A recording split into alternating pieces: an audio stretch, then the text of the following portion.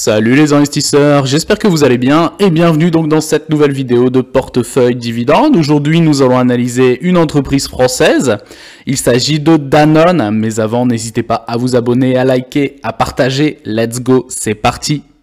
Donc au moment où je tourne la vidéo, le prix du cours de l'action de Danone est précisément de 53,02 €. D'ailleurs les marchés viennent de clôturer.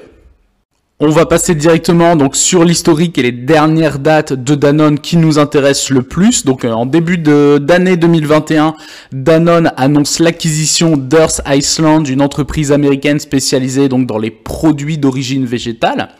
En mars 2021, la décision de scinder à nouveau les postes donc de président et directeur général est prise par l'Assemblée nationale du groupe à la suite de la pression donc des fonds Bluebell Capital et Artisan Partners. Toujours en 2021, ça enchaîne, c'était au mois d'avril 2021, il y a eu beaucoup de mouvements au sein de la société. Donc un plan de réorganisation de Danone est lancé, il prévoit la suppression de 1850 postes dans le monde, dont 458 en France. Et tout ça c'est assez paradoxal parce que quelques semaines plus tard, l'Assemblée générale approuve le versement d'un nouveau dividende de 1,94 € par action. Pour les résultats donc de 2020, soit un total de 1,3 milliard d'euros versés en dividendes aux actionnaires. Et vous voyez, c'est paradoxal parce qu'il y a cette décision et juste avant, il y a la suppression de 1850 postes. Et Danone continue avec la suppression de postes puisque juste après, le mois d'après, il y a à peu près 60 à 70 postes au sein donc d'Evian, parmi des cadres et donc du personnel administratif. Et fin juin, donc on enchaîne encore, c'est vraiment une année charnière pour Danone en 2021. L'étendue du plan social est révélée avec de nouveau 1200 postes qui sont supprimés, notamment des dirigeants, des cadres, des commerciaux et des assistants. En parallèle, 770 postes sont créés à côté. En octobre 2022, Danone annonce son désengagement de la Russie, où il emploie 7200 personnes à la suite de l'invasion donc de l'Ukraine par la Russie en 2022 et aux sanctions qui y sont associées. Et donc en juillet 2023, donc c'est tout récent, l'État russe prend le contrôle d'actifs en Russie, donc de Danone. Ces activités représentaient quand même, mine de rien, 5% du chiffre d'affaires de Danone et 8400 employés. Donc les dépréciations des actifs pour cette vente se montent à 1 milliard d'euros. Alors Danone, finalement, ça représente quand même énormément de marques, des marques très connues. Donc concernant les produits laitiers d'origine végétale, donc il y a Danone, Danonino, Alpro, Skill, Activia, Actimel, Danette, Taillefine. Ce sont également des marques d'eau comme Evian, Volvic, Aqua, Badois, La Salvetta. De la nutrition infantile, Blédina, Laboratoire Galien et d'autres marques plus connues au niveau international. On passe maintenant donc sur TradingView. Si vous voulez faire davantage de recherches et vos propres recherches, le ticker de l'entreprise c'est BN. Alors ici on voit le graphique, je l'ai mis directement en mensuel, on voit à partir donc de 1983. Et donc vous voyez en fait si on regarde sur le long terme, à part quelques années où il y a du range, on va dire de 92 à 96 pendant 4 années, sinon quand on regarde c'est une croissance quasi permanente. Alors avec un premier plus haut à l'époque en 2007, pour ensuite donc 2007 on atteint les 60,30 €, 60,40 €, pour une baisse par la suite de l'ordre de 48%, mais finalement cette baisse ne dure que de début d'année 2008 jusqu'à 2009, donc on va dire un an et demi grand maximum, et après vous voyez on repart sur une nouvelle croissance pour arriver ici donc en octobre précisément, en septembre-octobre 2019 pour atteindre un plus haut historique de l'ordre de 82,68 €. Et donc je ne vais pas dire que le Covid était pricé à l'avance, mais en fait le plus haut avait été atteint avant Covid. Ça c'est assez marrant entre guillemets. Et donc on se retrouve après avec une baisse de l'ordre de, pendant la période du Covid, ici 2021, fin 2021, avec une baisse de moins 44,52%. Et si on reprend par rapport à la valeur actuelle, on se retrouve, par rapport au plus haut historique, on se retrouve à moins 35,6%.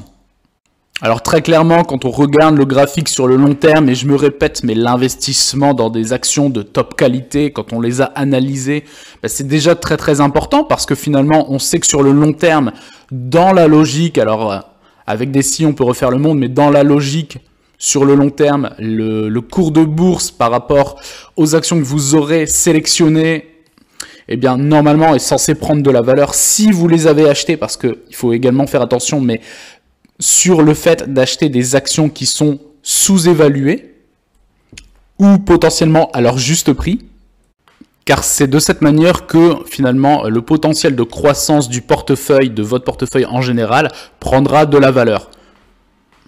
Comme actuellement en cette période, il y a des actions notamment américaines qui sont sous-évaluées, mais c'est pas parce qu'elles sont sous-évaluées que leurs fondamentaux ont changé très clairement. Donc pour en revenir à Danone, si on regarde sur la période d'une quinzaine d'années, voire plus, 20 ans, sur 20 ans, eh bien en fait Danone n'est qu'en croissance permanente. À part depuis finalement cette baisse fin d'année 2019, début 2020, avec forcément le Covid qui a quand même joué énormément juste après. Mais là, du coup, on voit que potentiellement un range est en train de se former, donc par la suite, soit pour aller casser vers le haut ou vers le bas. Mais finalement, avec une baisse par rapport au plus haut, donc de sa valeur de l'ordre de moins 35 à moins 40%, Danone est potentiellement un bon point d'entrée. On passe maintenant directement donc sur Morning. Donc comme vous pouvez le voir, donc Danone verse également un dividende. Alors par rapport au rendement donc du dividende par rapport au prix du cours de l'action, eh bien le rendement est de l'ordre de 3,7%. Concernant les estimations, la sûreté du dividende est notée 12 sur 20. On verra pourquoi par la suite. Et d'ailleurs, c'est ce genre de choses qui me chagrine un petit peu dans les actions françaises concernant le dividende. Et la croissance du dividende est notée, elle, très faible. Et on verra également pourquoi. Alors 4, je trouve que c'est un peu sévère. Et donc la croissance du dividende, la moyenne sur les 5 dernières années est de l'ordre, estimée de l'ordre de 3% par an. La capitalisation boursière donc de Danone sur le marché est estimée à 38 milliards de dollars. Le ratio cours par rapport à ses bénéfices est de l'ordre de quasiment un ratio de 26 fois. Et le bénéfice par action est lui de 2,04 €. Concernant le comparatif des performances entre Danone et le CAC 40, on voit donc sur un an, Danone fait plus 11% et le CAC 40 fait lui plus 21%. Et le retour donc des performances sur les 5 dernières années, Danone est à moins 5% et le CAC 40 est lui aux alentours donc des un petit 40%, 38 précisément. Donc forcément énormément porté par Total Energy et d'autres grands noms du luxe. Donc concernant la valorisation donc de Danone, eh bien ici donc vous voyez en vert c'est la potentielle zone de sous-évaluation en vert dégradé, en jaune dégradé donc du jaune clair vers le jaune foncé c'est la potentielle zone de surévaluation de l'entreprise.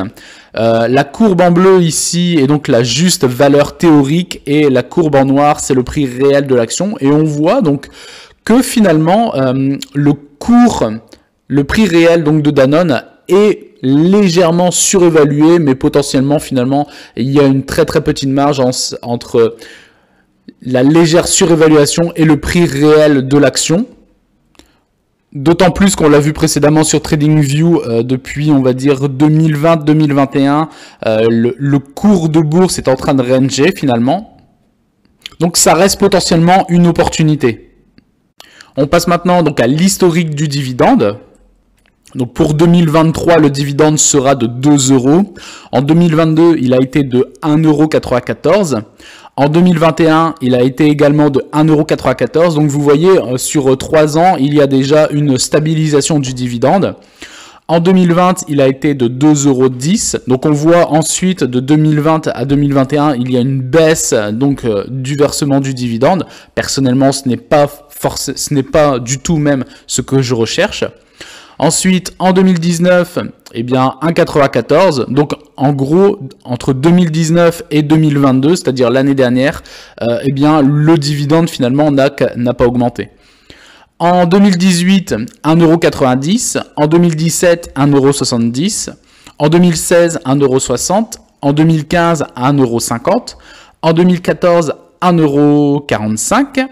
Nouvelle stabilisation, vous voyez, 2013, 1,45 €. En 2012, 1,39 € et en 2011, 1,30 €. Donc ici, ce qu'on peut en conclure concernant la distribution, l'historique du versement des dividendes, eh bien, en l'espace de 12 années, eh bien, Danone a fait une première stabilisation du dividende, une deuxième, donc 2 stabilisations du dividende et même une baisse du dividende pendant la période Covid, c'est-à-dire entre 2020 et 2021. Donc vous voyez, ça reste, en tout cas pour moi personnellement, la conclusion c'est que le dividende, même s'il est distribué, il est quand même très instable. Parce que même si le dividende n'est que la finalité par rapport à l'investissement et donc au résultat d'une entreprise, cela annonce quand même une instabilité très clairement en termes de revenus par rapport au dividende, un board qui potentiellement n'a pas une culture du dividende pour ses actionnaires, et potentiellement, on le verra par la suite, si les résultats sont également en dents de scie, que ce soit la marge, les bénéfices, le chiffre d'affaires. On passe maintenant donc sur Google Finance pour aller voir donc le compte de résultats. Donc d'habitude je passe en annuel, donc le compte de résultats. Donc ici 2018. Alors Danone, concernant son chiffre d'affaires, était à 24,6 milliards d'euros de chiffre d'affaires pour un bénéfice de 2,35 milliards d'euros. Donc on voit déjà le résultat est très très bon, mais la marge est quand même très très faible. En 2019, légère augmentation de quelques millions pour passer un chiffre d'affaires de 25,3 milliards d'euros et un bénéfice qui lui finalement baisse, passant à 1,93 milliard d'euros. Ensuite 2020, nouvelle baisse donc du chiffre d'affaires, passant à 23,6 milliards d'euros de chiffre d'affaires et également un bénéfice. Alors lui non, il stagne puisqu'il reste aux alentours donc des 1,9 milliard d'euros de bénéfices. En 2021, le chiffre d'affaires est de 24,2 milliards d'euros pour un bénéfice à pareil, il stagne également, donc pour un bénéfice à 1,9 milliard d'euros. Et 2022, par contre, on repart sur une hausse de quasiment 3 milliards d'euros de chiffre d'affaires, passant à 27,6 milliards d'euros de chiffre d'affaires. Et par contre, vous voyez un bénéfice qui continue donc de baisser, passant à 959 millions d'euros de bénéfices. Donc, il passe sous les 1 milliard. Donc, rien que par rapport à ça, je peux comprendre que finalement les dividendes soient clairement versés en dents de scie pour les actionnaires, parce qu'on voit que même si, alors 2018, 2019, 2020, 2021, clairement le chiffre d'affaires est en baisse, le bénéfice est soit en petite stabilisation mais également en baisse, et on voit clairement une baisse qui est plutôt drastique par rapport au bénéfice l'année dernière en 2022. Donc, est-ce que Danone, c'est la question à se poser, est-ce que Danone est à maturité dans son marché et n'a plus trop finalement d'objectifs de développement actuellement?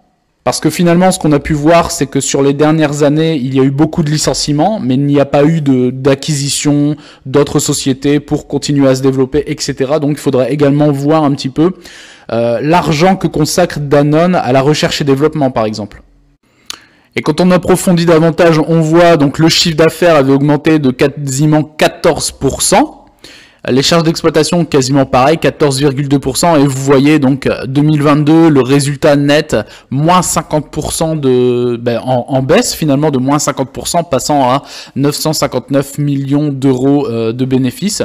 Et vous voyez la marge nette, c'est pour ça il y a aussi un gap entre le chiffre d'affaires et les bénéfices. Et vous voyez la marge nette bénéficiaire est très très minime, puisqu'elle est de l'ordre, en tout cas pour 2022, elle est de l'ordre de 3,47.